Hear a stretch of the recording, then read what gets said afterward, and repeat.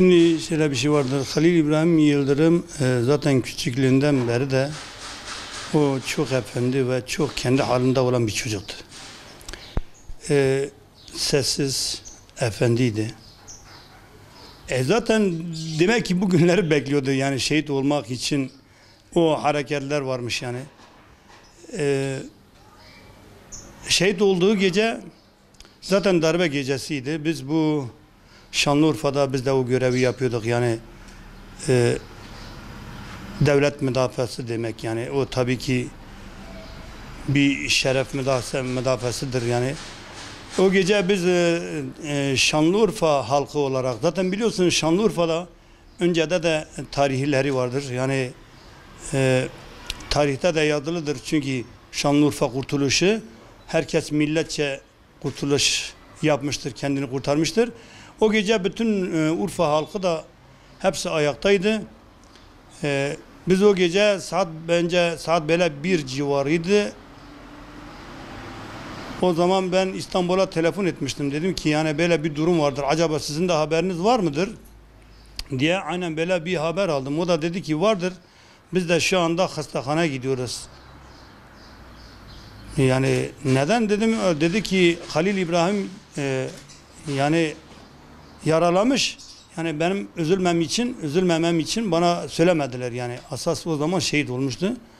Dedi yaralamış, eğer daha biz oraya gidiyoruz, biz de bilmiyoruz yani neler var neler yok, nasıl olmuş. Ben dedim ki o zaman biz de burada gereken yani şeyleri yapıyoruz. Milletin tümü hepsi sokağa dökülmüştü. Biz de arkadaşlarla toplandık, gittik oraya. Valiliğin orasına, bir de askeriyenin orasına gittik. O zaman zaten ben bütün arkadaşlarıma da telefon ettim. Köydeki arkadaşlarıma, tanıdığım dostlarıma hepsine telefon ettim. Dedim ki gelin işte bu gece yani uyuyacak bir gece değil yani. Sonra saat böyle 1 civarı, 1:30 falan oldu. Benim telefonumun şarjı bitti yani. Sonra benim komşum yanındaydı. Dedi ki seni çok acil istiyorlar dedi. Burada telefon ettiler dedi, sen çok acil istiyor. Telefona baktım, benim abimdir dedi. Durma dedi, yarın hemen İstanbul'a gel. Hemen dedi İstanbul'a gel. Saat böyle 2 civarıydı artık yani, o sıralarda 2:30 falandı. Abi ben eve geldim yani, gidak mı gitmeyek mi derken işte uçak yoktu, otobüs yoktu.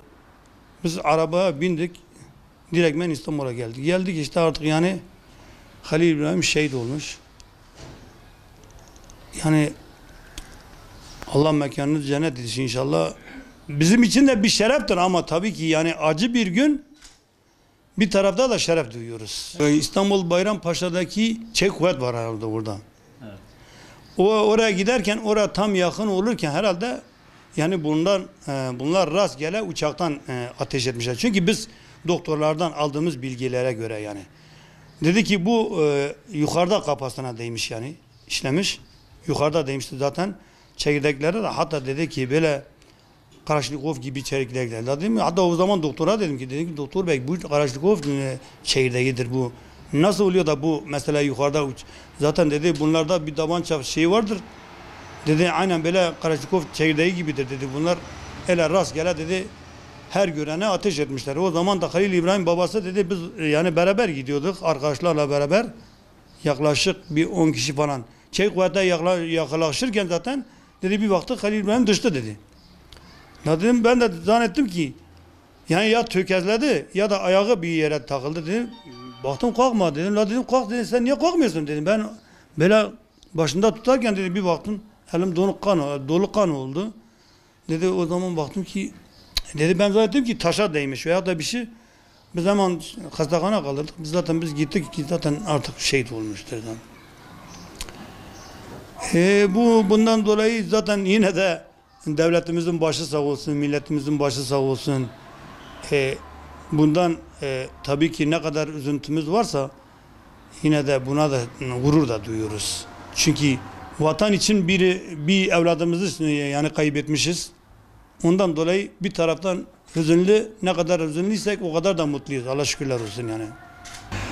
En son bir İstanbul'a gittim. Benle orada bu bizim yanımızda Urfa'da bir öğretmen arkadaşım vardı. Çok samimiyetimiz vardı. Oradan biz İstanbul'da onların misafiriyken dedim ki hadi beraber şeye gidelim dedi. O öğretmen arkadaşımın yanına gidelim dedi. Hatta hele bir yağmur yağıyordu ki biz eve gelene kadar o sırılsıklam oldu yani. Amca dedi ben dedim ki hatta dedim ki İbrahim oğlum sen benim için bugün yoruldun dedim. Dedi bir şey olmaz amca dedi.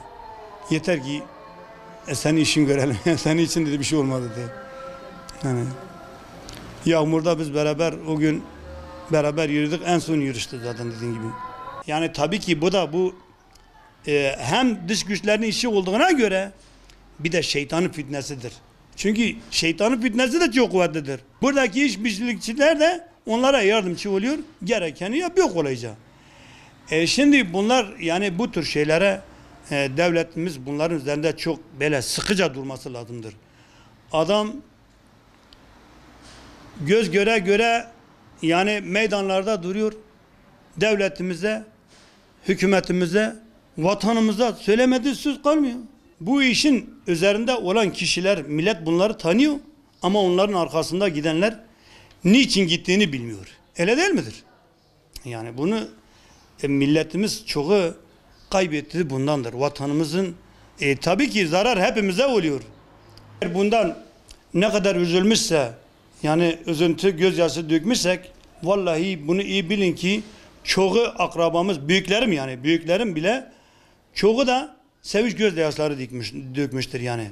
Dersin neden?